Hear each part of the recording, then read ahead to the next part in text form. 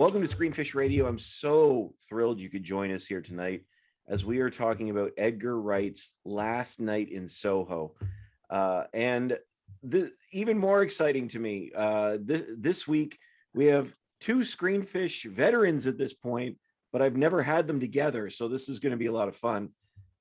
Catherine Erskine and Victor Stiff. Welcome, everybody. Thanks for having me back. No, I'm so glad you could join me this week. This is going to be a lot of fun. Last Night in Soho is directed by Edgar Wright and tells the story of an aspiring fashion designer who is mysteriously able to enter the 1960s, where she encounters a dazzling wannabe singer. However, the glamour is not all it appears to be, and the dreams of the past start to crack and splinter into something far darker. Last Night in Soho stars Anya Taylor-Joy, Thomasin McKenzie, and Matt Smith. And as always, a reminder, this podcast is rated S for spoilers. But let's get right to it. I would love to hear from you both. What did you think of Last Night in Soho? Ladies first. Oh, okay. It's like, I don't know who wants to go. I had seen the trailers for it come up, and I had watched the trailers and thought, am I going to like this? Is this going to be another one of those weird like movies where they try to make it all artsy and it just goes nowhere? But I didn't realize that I had seen a lot of the other movies, that it's Edgar Wright, right? Yeah. I had seen several other of his movies that I really enjoyed, so that was kind of good. And I'm always down for horror. If that's involved, I'm there. So I kind of went into it a little bit nervous, but I was so glad that we could go and actually see it in a theater. It's actually the first time I've been in a theater since like 2019, I guess. I don't know when, no, not 2019, but when it all shut down a million years ago. So it was an interesting experience just going into the theater, but I thought it was so well done. It was so beautiful. And I felt like even the frames of the shots were done really well. And the actress was just amazing. I don't know if I know her from something else. Should I know her from something else? Leave No Trace, Jojo Rabbit. Jojo Rabbit. Okay. Yeah. Jojo Rabbit? Yeah. Also brilliant. She was the girl hiding in the attic. Okay. That was Thomasin McKenzie or Anya Taylor? Yes. Yeah, that's what I thought. Okay. She was brilliant. And just seeing the nostalgia fact of, you know, her mom wanting to do things for her mom and her grandmother, and then going out and doing all of this and kind of having that mental health background that made her less, how do you say, like, I don't know, less trustworthy, I guess, to the police and stuff. But just, the visuals were stunning. The mirror parts when they were going down the stairs and she was getting to know Sandy were so cool and very psychedelic almost. So it really blended well in. And then once the story starts to kind of unravel, it just gets so creepy. And it was really fun trying to figure it out. In the theater, I obviously got baited and was like, no, this is how it's going to end. This is how it's going to end. And for someone who watches a lot of like horrors and psychological thrillers and stuff, I don't really get caught up in the endings. Like I usually can figure it out. And this was the first movie in a long time where I was like, oh, that makes so much sense. And I should have known it. So all in all, I loved it. Music was great. Costumes, like all the costuming and the set design was amazing. And the twists and turns were so good. And I ended up being like, you always go for that damsel in distress. You never think that the damsel is going to be the one that is actually the one who's taking out all these people. So there's so much that I could say, but I just really enjoyed it. And I really was thankful to have the opportunity to kind of take a risk on a movie and have it turn out to be awesome. So definitely a good first time back in the theater movie. Vic? Yeah, Edgar Wright is one of my favorite filmmakers working today. It's just flat out. I love everything he does. Every movie he puts out, I see 5 or 6 times at least. So as soon as I heard he was making this movie like 2 or 3 years ago, I was chomping at the bit, just waiting for it, because he has a very particular style. And this movie is really him stepping outside of his comfort zone. Like, he makes really silly movies. There's always like a humorous undertone. And this one is just like a straight out psychological horror. So I was really excited to see what he's going to do when he kind of shifts gears and steps into a different genre. It was my #1 movie at TIFF. I lined up to see it, and it didn't disappoint. I loved every second of it. The cinematography, the production design, the wild story. It all comes together for just one of the year's best thrillers. Honestly, I couldn't agree more with both of you. It to me caught me completely off guard at how much I liked it. Now, Kat knows how much I love horror. I am not well versed in horror. I am a little more well versed in Edgar Wright. I know how much you love him, Victor. I'm sort of late to the Wright party, if you will. I was not, one of the diehards of things like Shaun of the Dead and the Cornetto trilogy. I was not. I liked, what is it? Not Last Night on Earth. End of the World. Yeah. End of the World. And I liked it. But I was like, yeah, it's fun. It was actually Baby Driver that really sold me on Edgar Wright, and it was because he brought an original story and just made it pop. Like, and there were moments where it was very funny, there were moments where it was very dark, but it was just always popping. And that opening scene where he's dancing down the street and the lyrics to the songs are appearing on the walls and stuff like that, I'm like, this is something special. So because of that, a film like Last Night in Soho, I thought, man, I want to check this out for that reason. And in that sense, that's what I loved about it. Like, this movie had it felt like so many different styles happening and blending them together. Like, it's not like they were all fighting. It started off as this sort of awkward teen coming of age drama, and I'm like, oh boy, what am I getting myself into?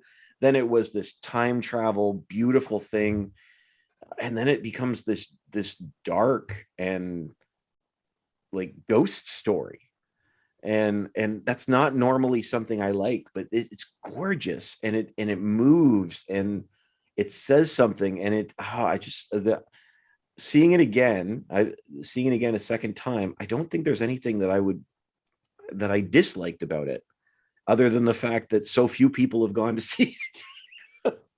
Just hearing you talk about his work, my mind is a bit blown here. Have you not seen Scott Pilgrim versus the World or Hot Fuzz? I'm sorry, I had seen Scott Pilgrim. Yes, he did. I forgot he did Scott Pilgrim. Okay, brilliant. Hot Fuzz? I've Brilliant. never seen. Hot Fuzz is a great. masterpiece. It's a legit masterpiece. You have to watch that.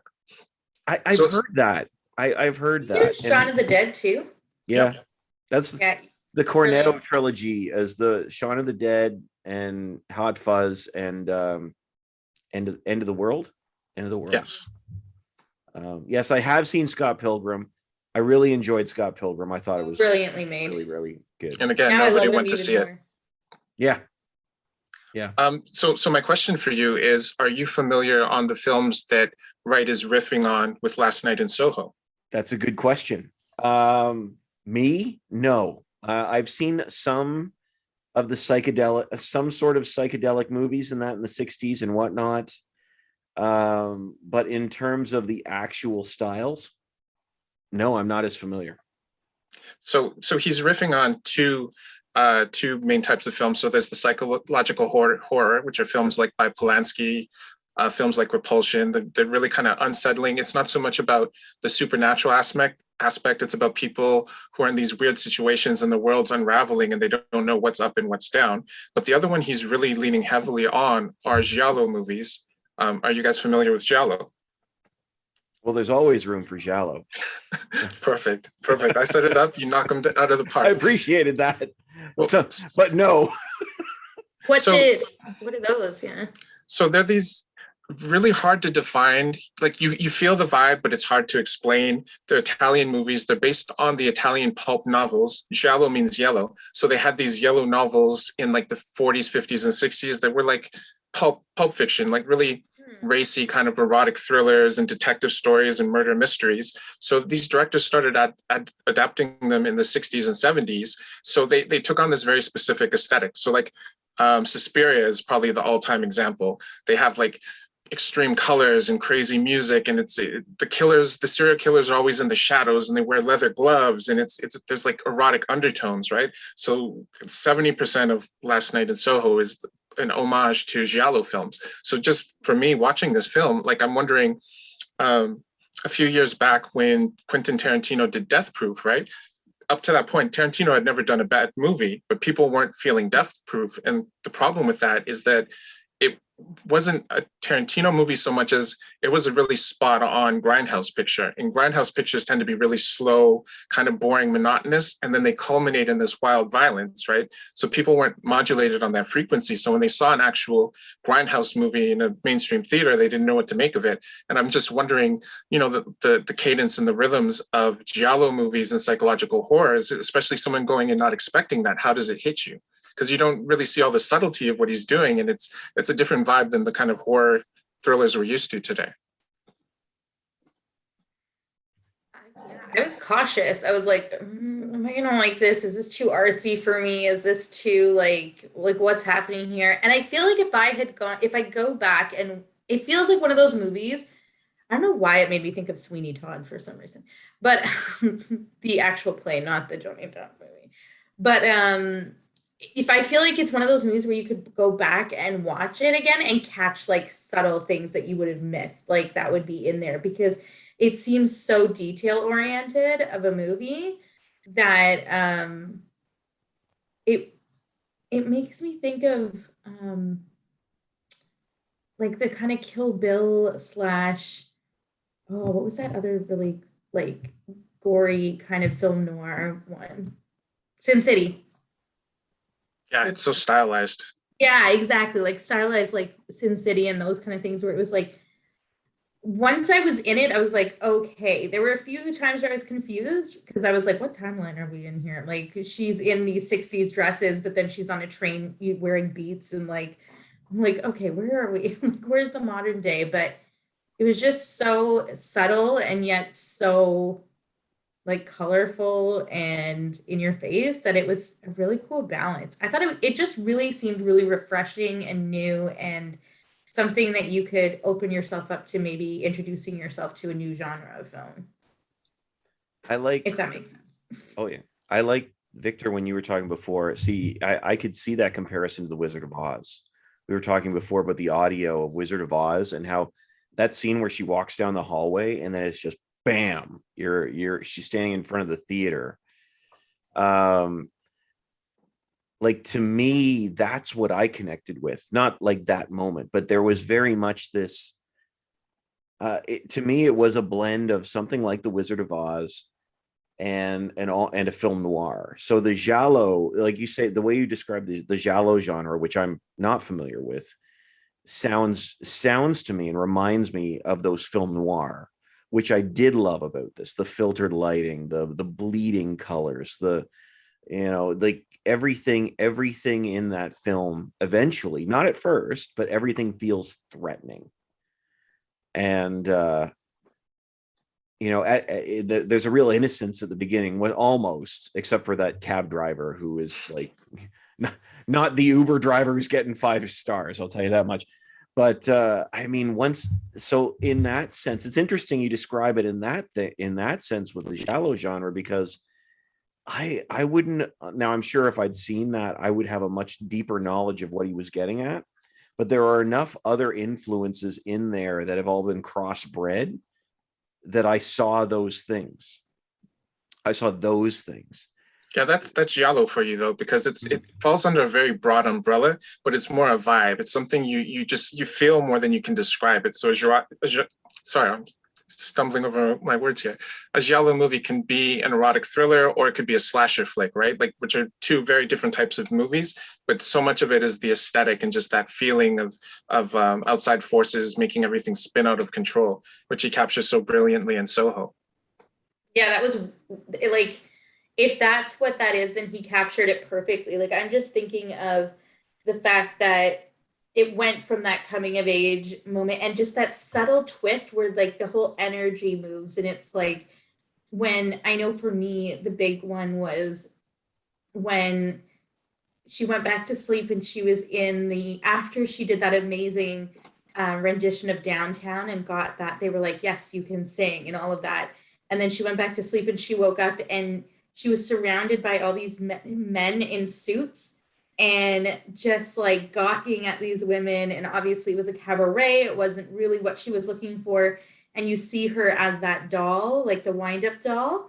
But what really got me was that slamming of doors and the fact that she opens her door and she's in this, I guess it's backstage, but it looks more like an alley. And there's all the, you see the real underbelly of what all of this flashing lights and expensive clothing is. And it's just these people trapped in something that was shiny. And now they're in pretty much the bowels of it all. And I feel like when he did those scenes where like she goes in and then opens the door and then the door slams and she has to run down this alley and she looks and all these women are in such terrible spaces in life, that vibe was there. And it really helped to kind of turn it into the more psychological and spooky side of it. And he did that so well.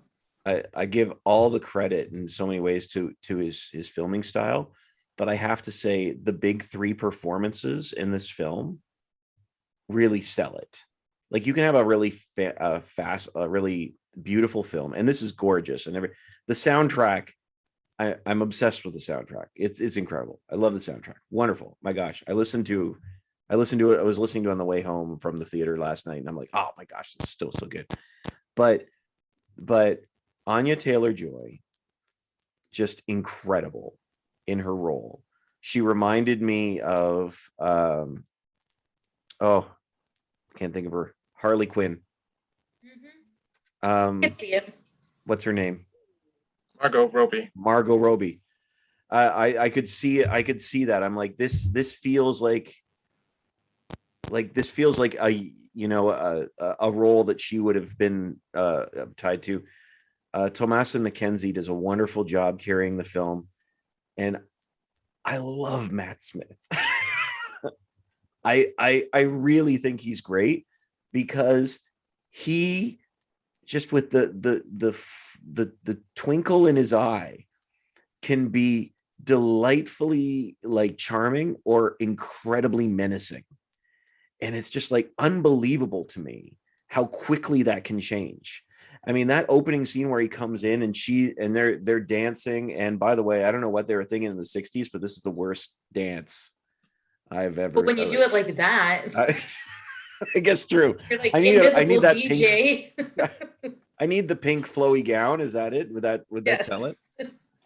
But when just the way he's got this life and pop and energy, and his performance doesn't change that much when he goes dark. Like it's almost like all he does, like the tone of voice is essentially the same, but somehow he flips a switch and he's just this terrifying being. And I love, like, this is a perfect space for him to sort of flourish. I was like, it's such good casting. Well, I'll be controversial here. I think Matt Smith may be my favorite Doctor Who. And if Doctor Who is nothing else, he's a charming sociopath, because, he has a body count like, he's an intergalactic warlord.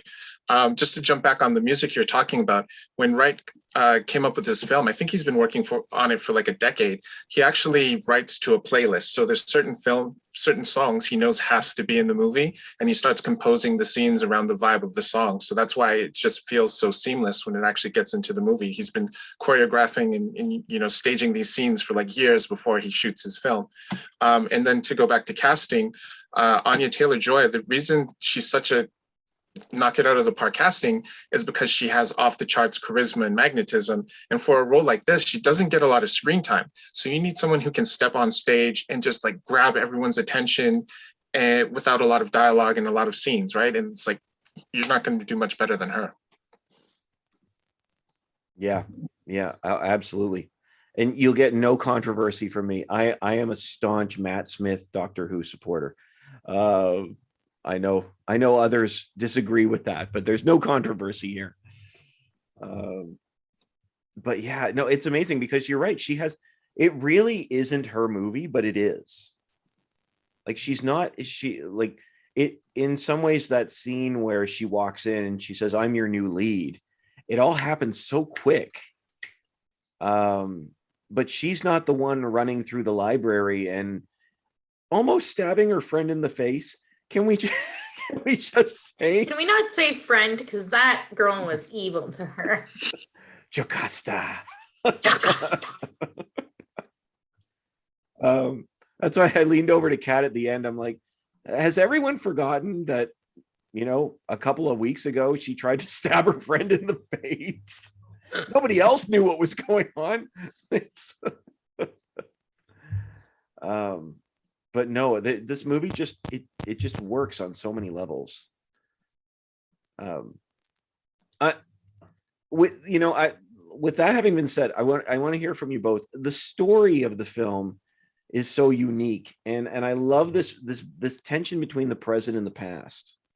So having said that, I was wondering, can we talk a little bit about the way we view the past and the way that Edgar Wright is suggesting we do? Because it's very much a film about nostalgia.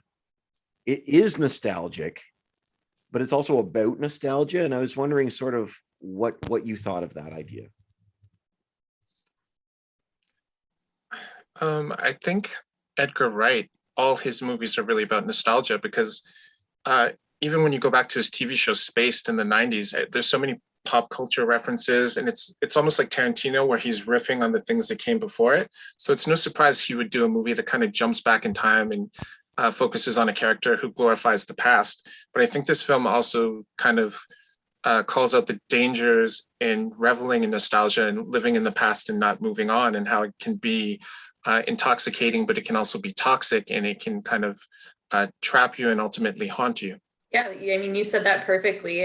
I felt like that's how we see everything in the past is always, even like for someone my age, like thinking about the 80s, like in the 90s, and it was just like everything was just brighter and better and, almost bigger in some senses, which I guess it was because we were younger. But if you think back on it, there wasn't all that awesomeness. And also looking into like the 60s and how like feminism changed and all of that kind of stuff as well. And even then it's like looking back in the past and seeing that women were thought of as more the victim than the perpetrator, I guess.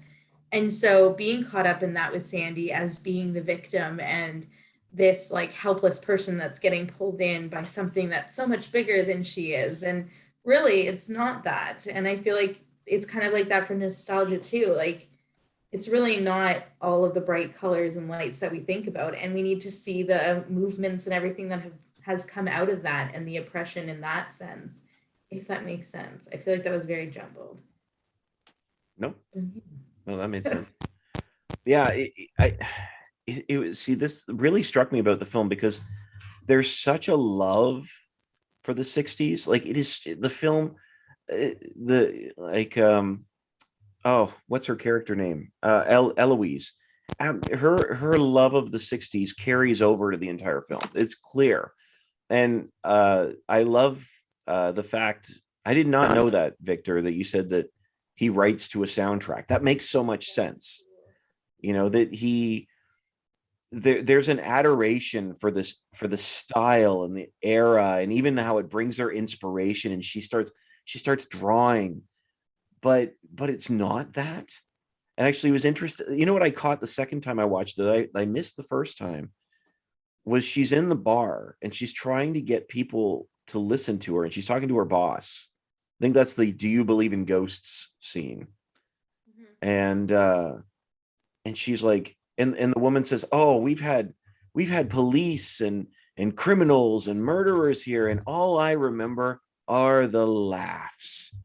You can practically get drunk off the joy and all this stuff." And meanwhile, she's trying to find a murderer. And it's like, to me, that was so interesting, because it's like, it is true when we look back on these eras. Well, like I used to love the 60s. Like I still love the 60s, but I mean, I went through a phase where I was all in. I think the Get Back documentary is coming out. The Beatles documentary is coming out in a week or two. And I loved that. There was a time where it was like Beatlemania again in the early 90s. And I was obsessed with the Beatles. And it was like, oh, wouldn't it be great to live in the 60s? They were horrifying times. Yes, they were. And also, I mean, you would have nostalgia for the 60s since you were like, what, in your 20s back then? All right. I was not in my 20s in the 60s. All right. It was his teens. Yes. Oh, right. yes. That's right. No, I think there's always something safe about looking on the past, because despite how much turmoil there was in the 60s or 70s, you know what's about to happen. You know how things play out, unlike present day where, you know, things are objectively better in a lot of ways, but we don't know what's going to happen tomorrow. Is the government going to fall apart? Is massive inflation going to destroy my bank account, right? You can look back at the 60s and you can gloss over the rough parts and say, well, even though it gets bad, I know things ultimately get better. That's the appeal. That's so true. Yeah, that's a good point. I hadn't thought of it that way. But I mean, is that the case? Like, I mean, in some ways, I think we look back on it because we look at the way things are now and we're like, oh, it must have been better then.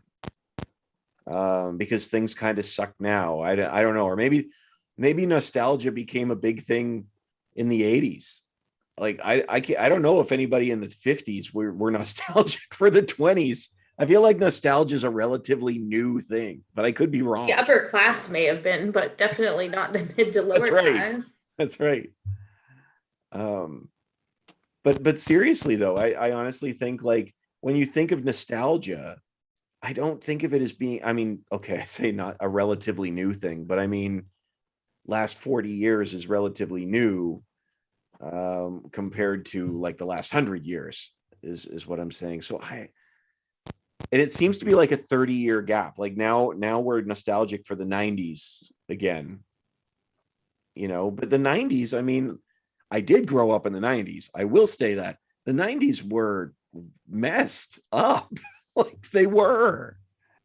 But it was arguments. Yeah. And it was controllable. It's controllable to look back, just like you said, Vic. Like we can look back and enjoy and be nostalgic because we know, like, yes, we know what's happened. We know, like, now, and there is that. I like that point about, like, now it's like we're almost like looking back with rose-colored glasses because we're not there and we're not living in it. Yeah, I have an example that sums it up perfectly. You have people in 2021 looking back to January 6th and saying, oh, it wasn't that bad. It was just people celebrating the presidency or celebrating democracy, right? Like, so if we can pick and choose what we believe about something on film from 11 months ago, people can definitely look back 40 or 50 years and kind of gloss over the rough patches, which were more than rough patches for most people. Yeah, it's interesting. It's almost like there's a safe distance. Mm-hmm. It's like, I loved that time because something good did happen. But meanwhile, there's 50 things that weren't good. Yeah.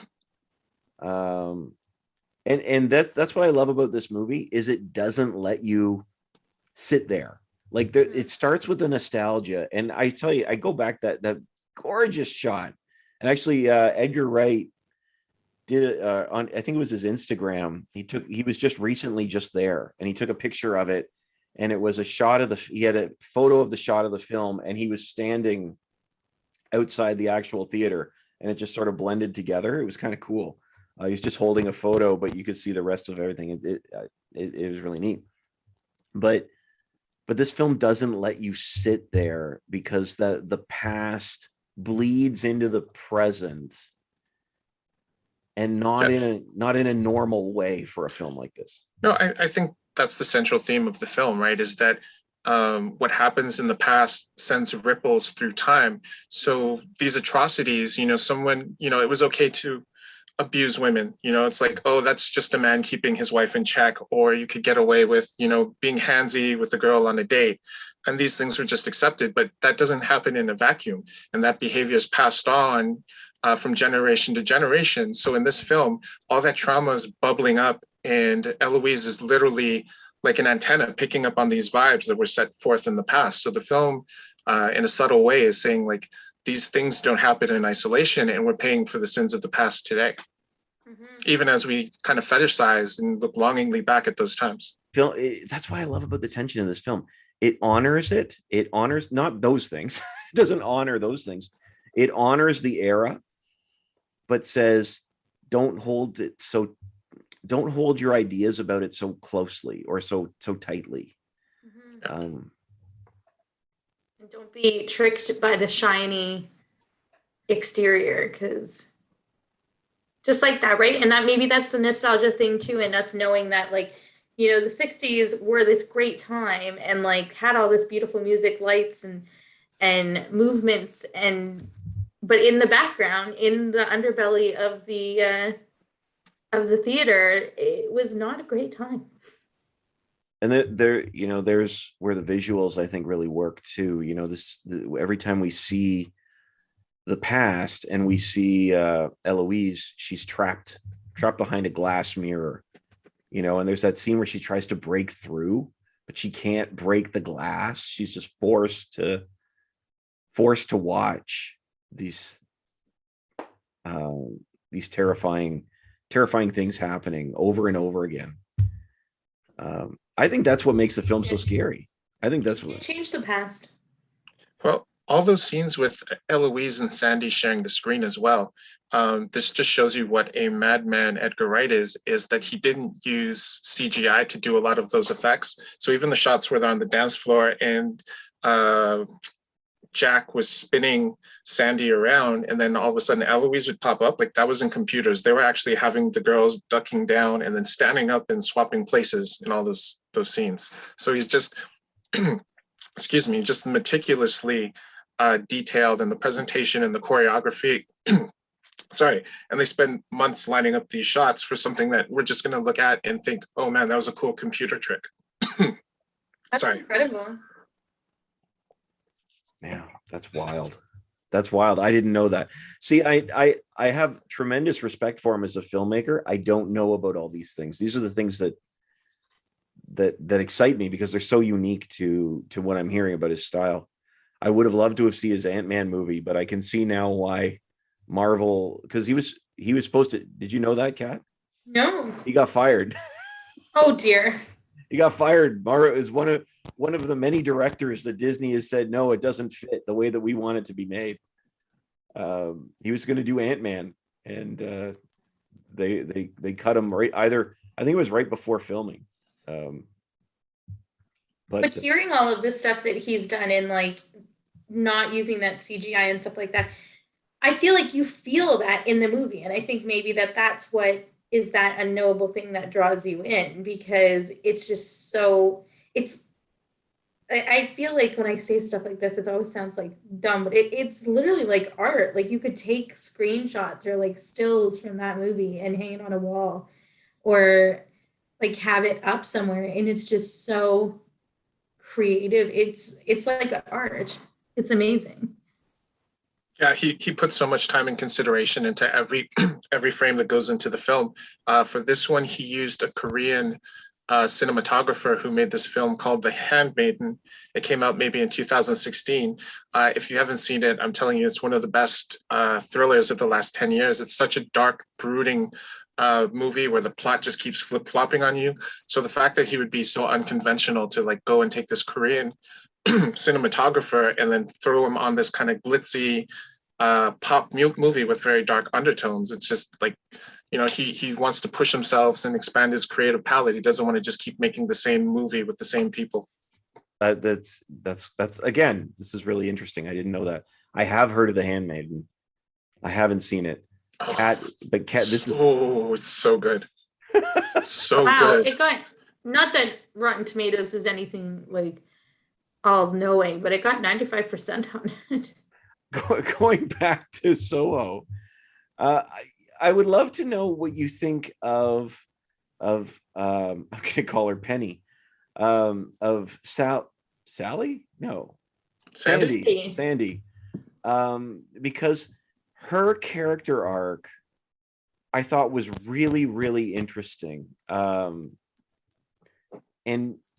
again, like we talked about how the story sort of, sells you one thing and then gives you another, and that's part of the thing that makes the film so good. But I would love to know what you think of Sandy as a character, from start to finish, having been through the film, because I'm still not sure where I end on her. I would love to hear what you think. I mean, the performance was amazing. And it was such a cool, I don't know, like I loved, and obviously you said there were spoilers, but the ending where she's like the old woman still in the house, but refusing to live upstairs because she probably can't handle the ghosts. And just how like you thought she was this fragile little like girl coming into the city, or like trying to figure things out and wanting to be a star and being almost like ignorantly arrogant, coming in and like demanding that she was going to be the next, star, and she could just come in and do that. And that's using her wiles and stuff like that, but so quickly being drugged down into the like seediness of it and getting trapped by it. But then to know that she killed all of them, like, I loved it. I was like, yes, you did. And one of my favorite scenes in the movie is right at the end when Eloise leaves and runs downstairs, and you just see her back in her full glory, like from the 60s, sitting on the bed with just flames surrounding her. And it's like, wow, this woman is she's gonna go down. She's gonna go down like classy, but also in her own way. So seeing how she got her power back and at the end and never really lost it was really fun. It was a really cool ending. Yeah, and Taylor-Joy gives such a compelling performance. You feel like she's one of the protagonists of the film, but she's really not, right? She's a supporting character. She's just there as kind of a contrast to what Eloise is going through. In films, it's like you reveal the most about characters by pairing them off with someone else and letting their personalities and their similarities and differences bounce off each other. So she exists more so to just kind of show us what kind of peril Eloise is in and the kind of dark path that she could go down, rather than saying like, here's this, I don't know, wholesome character we should be rooting for. So, when she takes a darker turn, it's not trying to necessarily redeem her like it would if she was a leading character. Mm-hmm. I thought it's almost like at the end where she's like, where Eloise, like you said, she wasn't supposed to be like the main character, but like, I don't know, when she's older, it's kind of like her weatheredness and like all of that glamour from the 60s has just like, now she's kind of basically trapped in the same house and trapped in the world that she almost created. But I do not know what I was going to say with that. But it's just the contrast of her as an older woman and like just that like kind of nasty, like totally willing to murder you type woman compared to that like flouncy 60s girl that you thought was just this like cool person. Here's the thing. Is she trapped in that house, or was she imprisoned in that house by the way she was treated by disgusting men? And that's the good part too, because I was like, when I found out she killed them all, I was like, yes, Sandy, you killed them all. Like, it's true. She cheered in the theater. I was like, what? And even when the men were like, help us with the phone, I was like, no.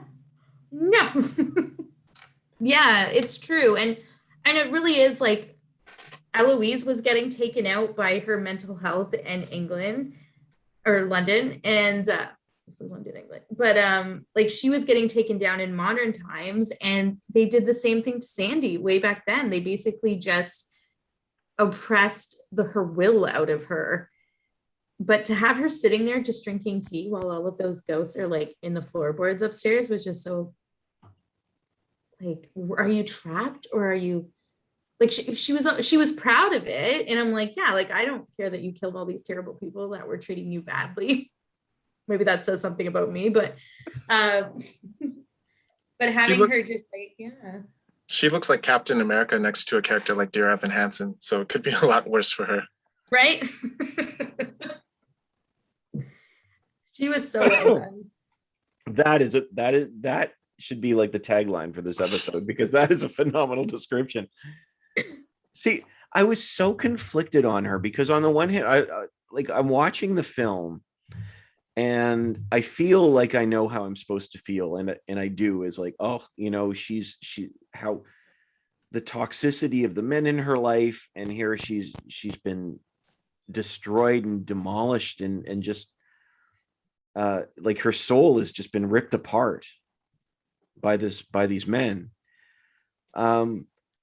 But then at the end, it flips the script, and I felt like the film wasn't. That was the one thing I would say about the film. I felt like it wasn't sure where it wanted to land on who the villain was. He co-wrote this with Christy Wilson Cairns. Christy Wilson Cairns. From she wrote 1917 as well. Yes. So you have, but it was really interesting because I really thought it was going to end as a celebration or an empowerment to women, but then she murdered like a dozen men and hid them in the floorboards, and is ready to kill this young girl. What's that? Yeah, but that's the thing about psychological horror and giallos, is they're not known for their happy endings. Like, you're not going to get that empowering happy ending. There's going to be a dark twist. And if you go back over Edgar Wright's filmography, even his happy-go-lucky movies have pretty dark endings. Like Baby Driver does not have a happy ending. True. Shaun of the Dead, his best friend dies. He's like trapped in a shack as a zombie, right? Like, so that's probably part of the appeal of jumping into this genre, is there's a kind of dark underpinning to most of his films. Which is reality. Not everything ends with a sunny like dance number at the end of it. It's like, yeah, she's going to sit in that bedroom and burn with all of the bodies of the men that took everything from her. And it's just, like, how does Rosemary's Baby end, right? Which is one of those all-time psychological horror movies. It's not good. Never seen it. It gets pretty dark. Let's just say that. I'm okay with it going dark. It wasn't an issue about it going dark. I wasn't sure how I was supposed to feel about her. Because whereas, Kat, I thought was going to throw a bag of popcorn in the air and cheer. I also felt like the film wasn't fully justifying her actions, which because she could have reached out. Pardon? She could have reached out. She could have escaped or got help, but it empowered her to murder these people. She felt is that trapped. Empowerment? Is murder? I don't know. Is murdering a dozen men empowerment? Yeah, but it's not it's not an exciting movie if she packs up and just moves to the burbs, right? We need something. That's it. You can't treat me like this. I'm out of here. Movie ends in 10 minutes. Well, this is why I don't write major Hollywood films. I just found it an intriguing ending because I was sort of I really felt the entire film was setting up, was reinforcing the toxicity of male dominance in the 60s. And then in the end, it flips the script. And that last conversation between the two, between older Sandy and Eloise, I still watching it. That was the one thing I went, I love this film. I think it's phenomenal, but I'm just trying to understand where it wants me to land on that. And even the fact that Eloise says they deserved it, and she says yes, they did. And I'm not justifying their behavior by any stretch. Yes, maybe. Right, but it's having its cake and it's eating it too, right? Because it's giving you a gratifying ending because you're seeing these insidious people get what's coming to them, but it's also like we don't want this. We actually want her to pack up and go and live in the burbs and have a family and raise kids. She's not getting the happy ending she deserves, which is the worst consequence in the world. When you go back and look at this beautiful, bright, ebullient young woman with stars in her eyes, you think of where she starts off and where she ends up. Sure, it feels good that she eliminated all the scumbags, but this is a terrible place. In the start of the movie, if you said she ends up there, you'd be very crushed, right? And that's just showing that it doesn't matter. Once these men are out of her life, the pain and impact and the trauma that they've brought on is going to linger. So I think, the film is kind of sticking the landing thematically there. I loved it. I thought it was a great way to end it. And even going back to like present day past, it's like, yep, there's still guys like that. Like she may have taken out 10 or 12 of the ones that affected her, but going all the way from right when that taxi cab driver first started, and it's still out there. It's still in there, but I loved like the way they ended it. And then maybe you don't know when you leave a movie. Like it's good to leave a movie and not be like, well, okay, to come out and actually think about like the final product of it and the end of it. And it's like, okay, well, makes you think. Yeah, we never want a filmmaker to hold our hand and tell us exactly what we should think or feel, right? The best movies, you come out with more questions than you came in with. So I think, that's a positive. Yes, I agree. I agree with you both on that. I do. I didn't need him to spell it out for me. I think just based on where the cultural conversations we're having right now, I was trying to figure out where they were trying to land, because it was such a dramatic flip that I thought maybe it was just that I didn't expect it. There was so deeply did not expect where they were going to go. And she, in terms of quote unquote justice, somehow, her death is both sad, but she also feels free. Like it's that I loved. I thought that worked really, really well. I think Kat summed it up perfectly though, right? If you go back to the beginning of the film, when she arrives in the town and you have that taxi driver harassing her, that shows like the murder is already in the past, but that didn't change anything. That's a drop in the bucket, and this behavior is just going to carry on and on. Like that, that scene tells you everything you need to know about the film. Yeah. It's that past blending into the present from right at the beginning before you even know what's going on. Yeah, if you see the way that Edgar Wright plots out his movies, it's like those serial killer movies where the FBI agents have all the little cards on the cork boards and there's the strings going back and forth. Like he does so much foreshadowing. It's like he knows exactly where the film is going before it gets there. So he's one of those directors you really do want to have the Blu-ray with the director's commentary and just see all the little things he sprinkles in. In Scott Pilgrim, it was about he had to eliminate the evil exes. And there's a point in the film where he's walking down the street. And if you look, there's these crosswalks he's walking through, and there's like 3 X's up top and 2 in the back. And he's foreshadowing, like we've already been through 3 X's and there's 2 more to go. So yeah, I'm sure there's so much layered into this film that we haven't figured out yet. And that's why it's a good multiple watch, because you're like, oh, like I bet you I could go watch it next week and be like, oh, like I should have seen that the first time around. I will say this. Victor, I know you've just met Kat. She's the horror queen that I know in my sphere in my circle. And so to be in a theater watching this film with her and having and listening to you, Kat, just mutter to myself. Mutter to yourself the wrong thing. Yeah. Halfway through, she leans over and she goes, I know where this is going. And she laid it out, and I was like, okay. She was wrong. Yeah, so wrong. There was deep satisfaction in that, is for me.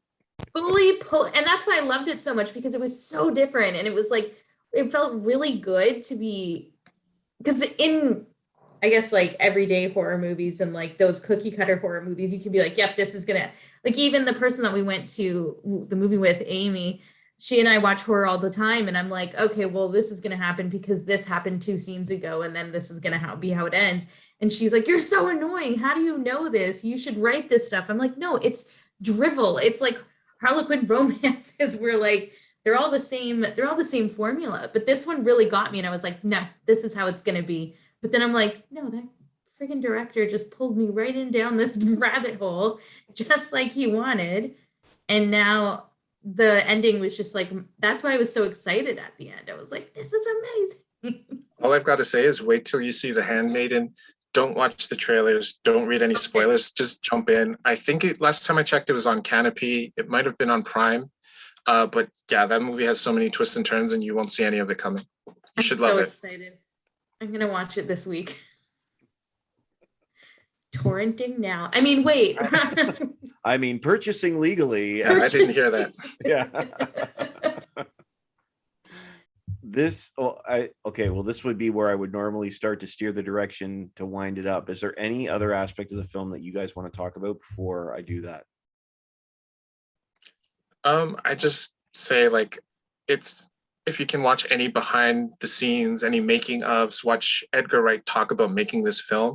He puts so much time and energy. He's so meticulous about every step of the film. It really gives you a broader appreciation for what he pulls off, because he makes it look so effortless and seamless. And we kind of tend to think, just chalk things up to, hey, that's CGI, but he does as much as he can in camera. So like the scenes taking place out in the London streets, like they had to book, because they're in downtown London, they have to book it months in advance. So they would like go to a parking lot or an airstrip and just like put tape on the ground and just rehearse day after day. You stand here and then you move here, and they would block out the scenes so that even though they only had like one night, they've been through one night to shoot, they've been through shooting, rehearsals 1,000 times maybe, right? So it's just, to use a sports analogy, he's one of those guys who would be like a 5-tool player where, he can develop characters. He has great cinematography. He creates a vibe. He's funny. He can do drama. He can do horror. Just seeing a filmmaker with all these tools at their disposal, making his work look so effortless, like it's a thing of beauty. I rave about him because I don't think he gets the credit he deserves, because his movies tend to be funny. Yeah, thinking of Shaun of the Dead and Hot Fuzz and stuff like that, and then seeing this, it's like, wow, you have range, man. Like you can really do this. I'm definitely going to be looking into the behind the scenes stuff. Yeah, this is one of those ones I actually thought to myself, I truly, there have been horror movies I've seen that I have liked, but this to me is so much more than that. I'm always been a sucker for a detective story. I've always been a sucker for a movie that has got that retro vibe and pop, and I love his work. You've always been a sucker for senseless murder. I've always been a sucker for bloody murder, and that's but I would love that. I would love to have this on a 4K or a Blu-ray or whatever, and just if he did a commentary, let him break this down, because I think that it'd be really fascinating. Well, I mean, we've already shown our hands, but we should officially screen it or skip it.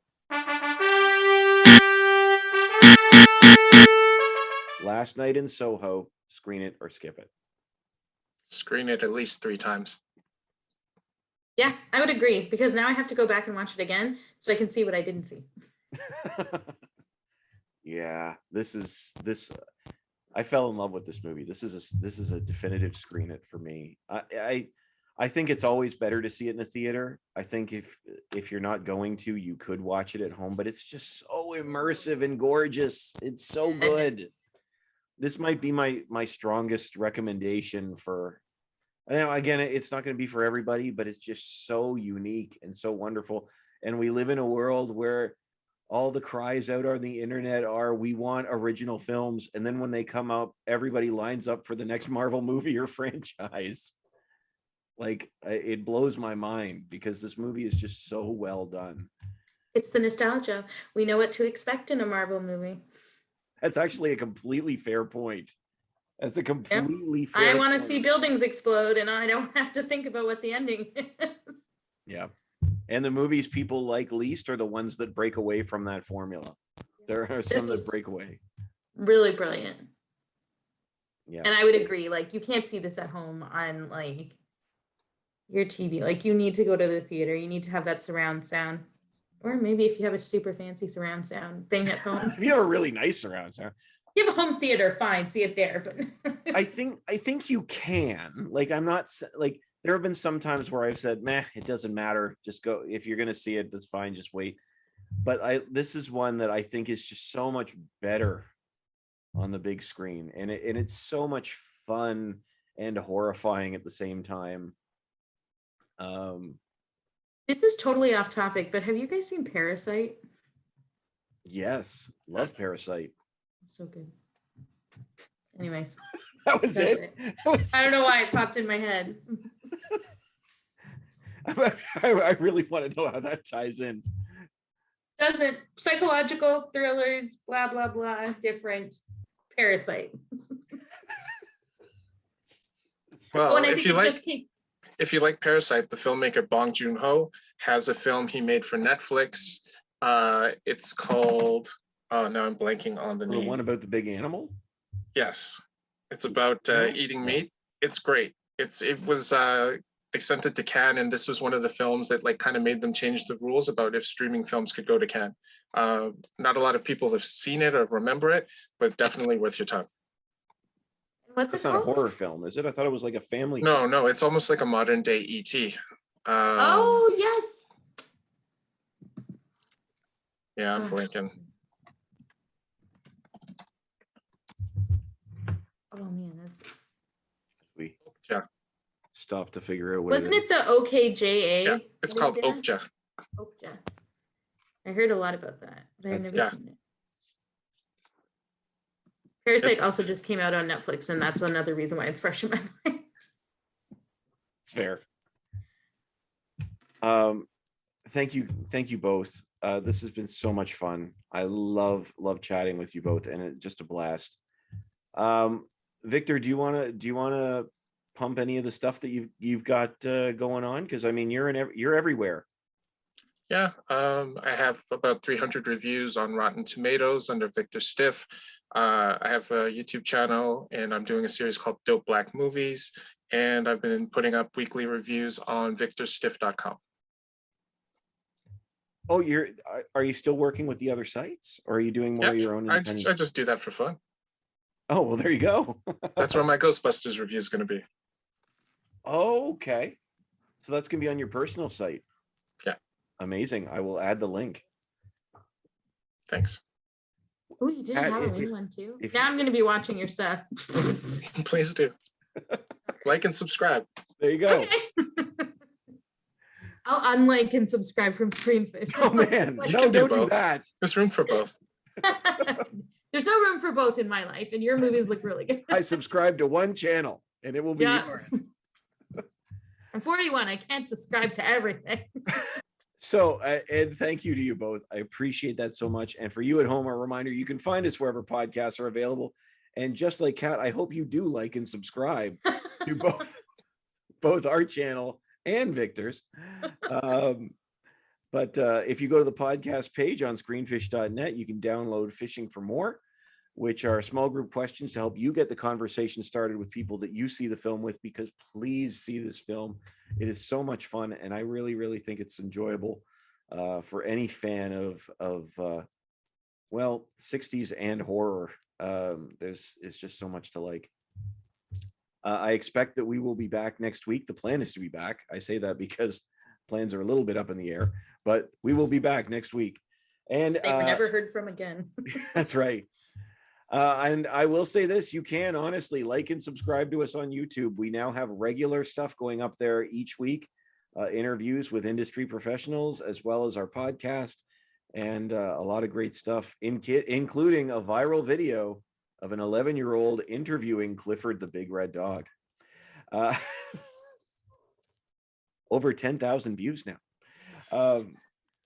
But to you both, thank you so much. This has been so much fun. I really appreciate it.